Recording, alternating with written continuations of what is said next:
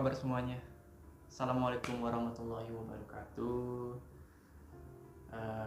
Sebelumnya gue ingin mengucapkan selamat menempuh bulan suci Ramadan bagi kalian yang beragama Muslim. Di tahun 2020 ini memang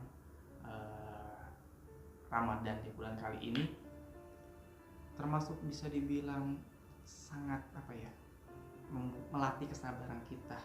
Kita ini lagi diuji karena adanya wabah COVID-19 yang mewabah nggak hanya di Indonesia, nggak hanya di Jakarta, Surabaya, Pulau Sumatera, bahkan di seluruh dunia ya. Tapi nggak apa-apa geng, semoga kalian tetap semangat untuk menjalankan ibadah di bulan suci Ramadan kali ini. Dan di video kali ini gengs, gue ingin sedikit curhat ya. Mungkin kalian subscriber gue bingung ya, kenapa sih waktu itu gue sempet telat upload.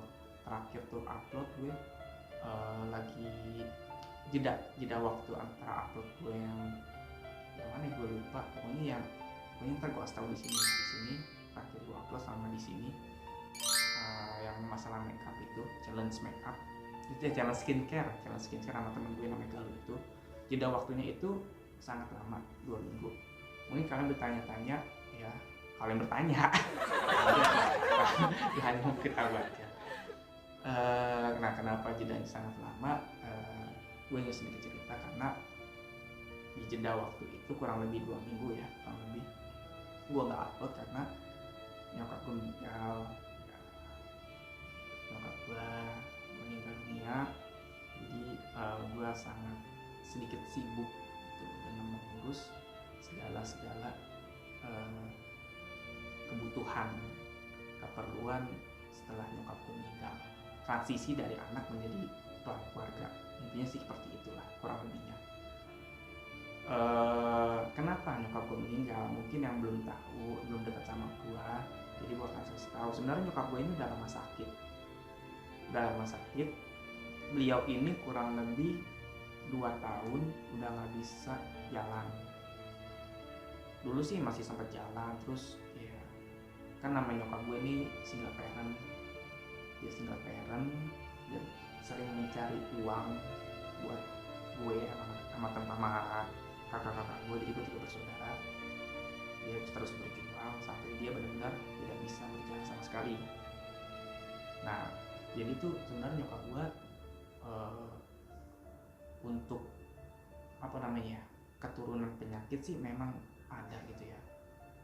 Jadi keluarga besar gue tuh, keluarga dari nyokap gue tuh ada keturunan jantung sama gula. Tapi ya karena nyokap gue sedikit bandel, masih doyan ngopi segala macem, jadi kadang-kadang tensi untuk gulanya ataupun tensi untuk darahnya suka tinggi. Nah, jadi 2 tahun terakhir itu nyokap gue kan masih sering nggak bekerja ya. Maksudnya itu tetap mencari uang, entah bagaimana caranya, entah kadang dia minjem sana, minjem sini, entah dia menjual sesuatu barang ya. Dia kadang menggunakan sepeda. Jadi tuh nyokap gue terus berjuang mencari uang dengan menggunakan sepeda. Dan kadang-kadang namanya nyokap gue udah tua kan, udah 50 tahun lebih waktu itu, suka jatuh dari sepeda, jatuh terus, lumayan sering sih. Akhirnya beliau benar-benar nggak bisa berjalan. Awalnya sih memang nggak bisa berjalan total, nggak kayak gitu, ada prosesnya. Dia benar-benar udah jalan tuh udah rapuh, udah kayaknya kan osteoporosis, dia udah pengapuran gitu di kakinya karena kurangnya kalsium kemungkinan sih. Tapi kesini-sininya sih beliau malah semakin parah dan akhirnya menghembuskan nafas terakhir itu di tanggal 9 April kalau nggak salah, 9 April 2020. Gue ingin bercerita, bukan gue ingin mengungkapkan kesedihan gue, tapi nggak apa-apa, ini sharing aja. Gue ingin bercerita di sini karena ada beberapa momen, ada beberapa kejadian di hidup gue yang menurut gue tuh ingin gue share kepada kalian. Betapa pentingnya menjaga orang tua, terutama ibu. Apalagi nyokap gue kan single parent gitu ya. Terkadang kita harus memilih di antara pilihan yang susah. banyak momen-momen yang menurut gue yang Allah ini udah uh, apa ya, udah meriwayatkan, udah mentakdirkan diri gue untuk seperti itu. Misalnya momen pertama yaitu ketika gue harus berpisah dengan pacar gue yang kurang lebih kita berpacaran sudah 3,5 tahun dan sudah mau menikah. Untuk kenapa gue berpisahnya mungkin memang ada kesalahan gue juga, mungkin dia juga ada salahnya, yang mungkin kita sama-sama egois, akhirnya kita memutuskan untuk selesai di situ dengan baik-baik. Nah, di situ kenapa gua bener-bener udah tekad gitu ya, udah 3,5, walaupun udah sudah 3,5 tahun gue berpacaran, ingin menikah, ingin banget menikah dengan dia. Kenapa gua rela untuk berputus sama dia? Karena gue pikir dengan keegoisan gue memang sadar itu egois, dengan kekurangannya gue memang harus mengambil keputusan ini. Ya, gue di situ satu gue berpikir timbang gue harus menikah saat itu juga, lebih baik gue menjaga nyokap gue dulu. Di situ gue berpikirnya. Emang sih di situ gue sudah kasih pengertian kepada mantan gue ini, dia ingin menikah dengan segera, cuman gue dengan kekurangan gue, dengan perekonomian gue yang pas-pasan, karena kan gue di sini kan posisinya adalah walaupun gue anak bontot tapi kan gue yang menjadi semi kepala keluarga nih waktu itu kan. Posisinya hanya gue yang mencari uang untuk menghidupi kakak gue dan nyokap gue yang sedang sakit-sakitan. Tapi itu posisinya memang mantan gue ini tidak melarang untuk gue untuk menjaga nyokap gue, tetapi untuk lama-kelamaan nyokap gue sakit terus, kita makin parah, kebutuhan obat makin banyak, kebutuhan, jadi perekonomian gue pun bertambah gitu. Dan gue kasih tahu aja gaji gue pun nggak sampai di UMR Jakarta. Gue tinggal di Jakarta dan gue tuh nggak sampai UMR Jakarta. Makanya gue sia-siatin untuk menginap di rumah bos gue, untuk meminimalisir pengeluaran gue agar gue bisa setidaknya memiliki planning menabung untuk menikah nantinya. Namanya kalau kita pacaran kan nggak, namanya kalau kita jalan sama cewek nggak mungkin habis 100-200 ribu kan. Pasti kan ada satu jalan kita di mana momen makan-makan gitu, pacar ataupun nonton bioskop. Memang kadang-kadang pasangan kita memang tidak meminta, tetapi gue sebagai cowok kan setidaknya karena kita jarang ketemuan, ada rambut di mulut gue. Karena kita memang jarang ketemuan, jadi ya gue mengerti gitu kan, harus ada momen-momen setiap bulannya seperti itu, refreshing lah ibaratnya. Dan setelah itu berlalu, akhirnya udah kita mengambil keputusan yang sangat menyakitkan di kedua belah pihak karena keegoisan kita masing-masing. Ya udah akhirnya kita memutuskan untuk berpisah. Di situ gue berpikir, oh ya udah memang ini jalan takdirnya gitu kan. Tapi gue udah ngomong sama dia, kalau memang kita berjodoh, kalau memang dia mau menunggu gue akan samperin dia. Kalau memang dia, kecuali kalau memang dia udah punya pasangan lain, gue akan mundur. Gue ngomong kayak gitu ke dia. Oke, sampai di situ gue terus menjaga nyokap gue, walaupun memang kondisinya gue tetap hampir stres waktu itu posisinya kan.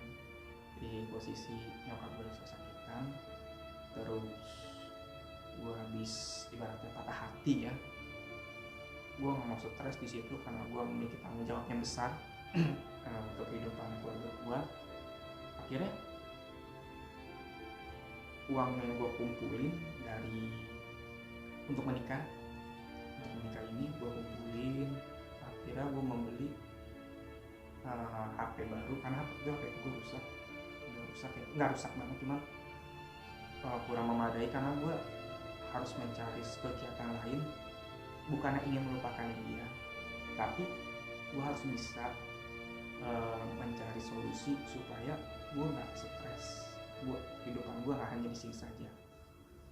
akhirnya gue membeli handphone dengan harga yang cukup mahal karena bukan buat gaya-gayaan, tapi memang untuk kebutuhan video, untuk kebutuhan YouTube, karena gue ingin menjalankan YouTube gue kembali. Dulu memang sempat vakum beberapa tahun, cuman gue ingin tetap menjalankannya lagi. Lalu habis itu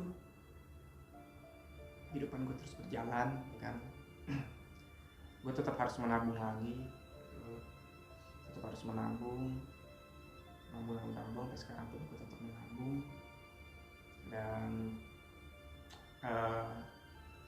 ada juga momen yang sangat mengesankan dan sangat lucu sih. Kalau gue bilang lucu juga kalau gue masih gue ngebayangin gitu lah. Jadi gini, nyokap gue tuh memang kan dari gue udah bilang nggak bisa jalan, udah berapa tahun ini stuck di kamar aja dia. Udah lama dia nggak bisa jalan. Udah beberapa kali setelah gue putus sama mantan gue ya, gue udah ngomong sama dia, "Mah, mau nggak aku beliin kursi roda?" Nyokap gue selalu mengelak. Nyokap gue tuh nggak mau nyusahin anak-anaknya. Nyokap gue selalu menolak, nggak mau. Lalu gue tuh bingung kan, nyokap gue masalahnya kan susah jalan ya. Kalau ke kamar mandi aja harus dibopong. Waktu itu masih dibopong posisinya. Maksud gue kan, gue ngomong ke nyokap gue, maksud aku beliin kan mah, setidaknya mama kan kalau ke kamar mandi nggak susah lagi, nggak dibopong lagi. Setidaknya kalau dibopong kan, kalau dari kamar ke kamar mandi gue kan di rumah gue tuh agak cukup jauh ya. Jadi setidaknya kakak gue bisa setiring lah kalau gue di rumah, karena kan gue kalau di rumah kan pulangnya kalau gue libur doang kan, sisanya gue nginep di rumah bos gue. Itu gue tetap menolak. Alasannya itu nyokap gue tuh gengsi, gue nggak mau, gue malu ngeliatin tetangga kalau gue pakai kursi roda. Nyokap gue tuh alasannya kayak gitu. Sebenarnya ya kalau gue dari lubuk hati paling gue dalam, dan gue berpikir mungkin nyokap gue sih nggak kayak gitu sebenarnya. Mungkin memang ada kegengsian dia seperti itu, dimana kalau dia ketemu tetangga suka ngelawak, ngelaba, ngebanyol gitu. Kalau nyokap gue suka membuat orang ketawa. Mungkin dia malu di situ ketika mungkin dia malu ketika kalau misalnya dia tahu dia udah pakai kursi roda di depan tetangganya gitu kan. Mungkin dia berpikiran seperti itu, tapi di lubuk hati yang paling dalam lagi yang gue tahu sih, yang gue rasain, dia ini nggak mau nyusahin anaknya. 2 minggu atau 3 minggu sebelum beliau wafat, nyokap gue wafat, gue sempat menawarkan kembali. Gue udah cukup ngumpulin beberapa dana ya. Jadi waktu itu gue ada beberapa budget, memang gak banyak. Cuman pada akhirnya gue meminta keluarga besar gue. Jadi gue kan walaupun gue emang jauh dari bokap, tapi gue tetap berkomunikasi dengan keluarga bokap gitu kan. Dan makanya gue udah bisa bokap ya. Akhirnya pada saat itu gue tanpa nyokap gue tahu, tanpa nyokap gue minta, gue berinisiatif sama kakak gue untuk memberikan beliau kursi roda. Itu 3 minggu sebelum beliau wafat ya. Akhirnya, oh yaudah deh, gue usahain kan, meskipun gue memang ada dana, setidaknya gue mencoba gitu kan. Akhirnya gue kan kalau di handphone kan ada WhatsApp grup gitu ya, WhatsApp grup keluarga besar gue. Yang kalau dari nyokap namanya Abdul Salim, kalau dari keluarga bukan namanya Sucipto. Gue coba share untuk ke masing-masing keluarga besar gue, dari keluarga nyokap maupun keluarga bokap. Alhamdulillah dari keluarga besar masing-masing ada yang menyumbang gitu kan gue minta sumbangan itu bukan buat gue tuh alhamdulillah sampai sekarang ini tuh jarang banget meminta bantuan kepada keluarga besar gue, kalau bukan khususnya kalau buat diri gue ya. Tapi kalau buat nyokap gue sih ya udahlah, orang buat nyokap gue kok, buat tantenya dia, buat adiknya dia, buat kakaknya dia gitu loh. Makanya gue mencoba untuk siapa sih yang care gitu di antara saudara gue. Nah alhamdulillah sih dari nyokap gue yang sudah 16 keluarga, bokap gue 9 keluarga, 2 keluarga doang dua keluarga doang yang menyumbang, tapi nggak apa-apa, gue bersyukur alhamdulillah. Jadi itu ada yang menyumbang ponakan nyokap gue, yaitu ponakan nyokap gue ya, setidaknya dia ini mewakili keluarga besarnya. Ya satu lagi om gue dari bokap gue, dia itu sempat nanyain berapa kekurangannya gitu kan. Pikir om gue bercanda karena kan Betawi ya, keluarga gue tuh masih kental sama darah Betawi. Gue pikir bahwa ini bercanda atau apa, ternyata beliau benar serius gitu. Gue bilang kekurangannya segini. Akhirnya beliau benar-benar transfer ke gue dan benar-benar mentransfer kekurangan untuk membeli kursi roda ini.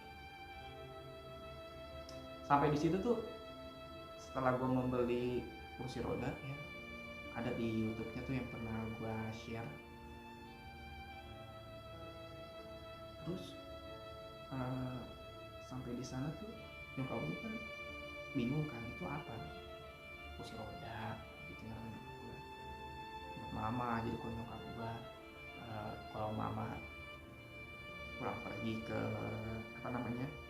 ke rumah sakit, kursi roda ini, gue ngomong gitu. Itu posisinya 3 minggu sebelum wafat, karena udah lama banget nyokap gue tuh seminggu sekali harus bolak-balik ke rumah sakit RSUD Pamulang, karena beliau ini harus disuntik kakinya, karena supaya benar-benar masih aktif gitu, setidaknya masih strong lah, masih kuat untuk berdiri. Akhirnya nyokap gue udah pasrah kali ya, karena anak gue udah begini. Beliau juga ngomongin nolak. Yang tadinya kakak gue pernah cerita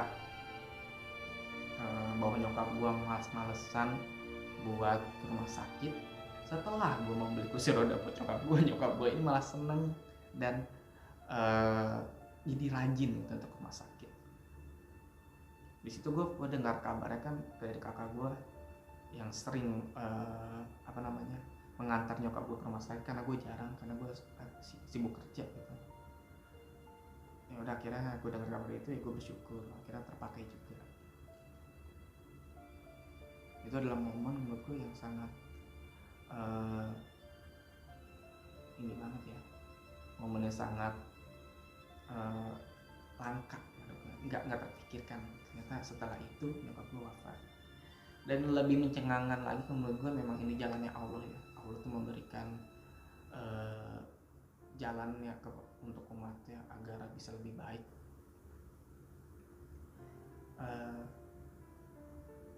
Di tengah-tengah lockdown, jadi nyokap gue itu meninggal di tengah-tengah lockdown, di tengah-tengah COVID-19 ini, di tengah-tengah wabah seperti ini, nyokap gue meninggal. 3 hari sebelum nyokap gue meninggal, tiba-tiba gue mendengar kabar dari teman-teman kerjaan, bahwa kita semua pekerja yang ada di rumah bos gue itu diliburkan selama 3 hari. Itu posisinya tuh gue sebenarnya udah libur tuh kan. Gue inget banget, gue libur Sabtu Minggu, terus Seninnya gue harusnya masuk. Tapi di hari Minggu itu gue dapat WhatsApp bahwa kita diliburkan dulu sampai hari Rabu. Gue libur Senin Selasa kalau nggak salah. Senin Selasa nih.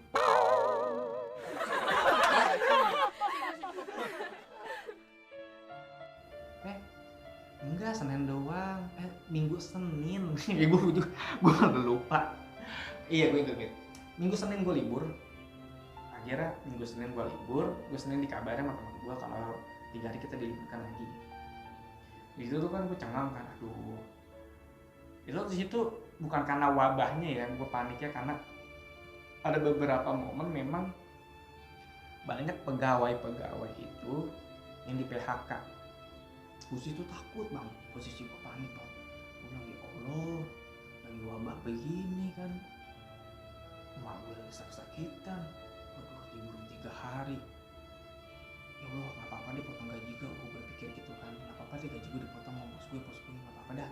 Yang penting jangan dipecat gue, karena gue udah tua, susah lagi nyari kerjaan, apalagi lagi wabah begini ya kan. Sempat stres tuh gue sih mendem di kamar, gue sholat segala macam kan. Gue puasa Senin Kamis tuh,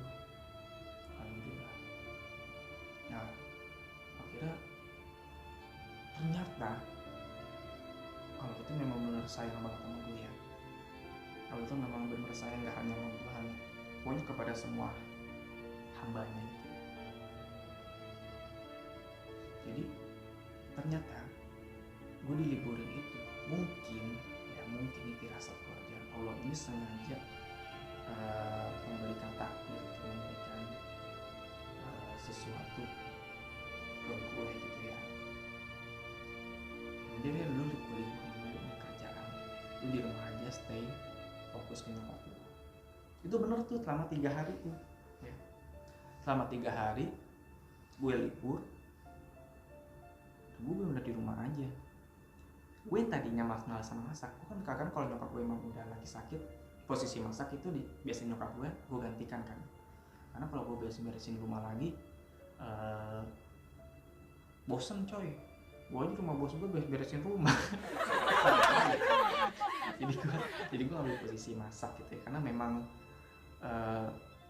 kalau masak sendiri sih memang kakak kedua gue lumayan lah masakannya. Dan untuk kakak gue yang pertama ini paling tua, kalau masak suka nggak benar, makanya gue kadang suka nggak percaya sama kakak gue yang pertama. Lu bayangin aja gue suruh masak Indomie, gengs. Ya Allah, kagak dipakein bumbu, saus doang sama kecap sama minyak, rasanya antak banget ya. Makanya gue tuh nggak pernah percaya gitu kalau menyuruh dia untuk masak. Makanya gue mengganti posisi nyokap gue untuk masak tuh. Next vlog. Apa namanya, nyokap gue suka beliin soto kan, sop kambing. Nyokap kan suka sop kambing, ada sop kambing yang enak di daerah Jombang itu kan, rumah gue di Pamulang. Gue suka beli ke online,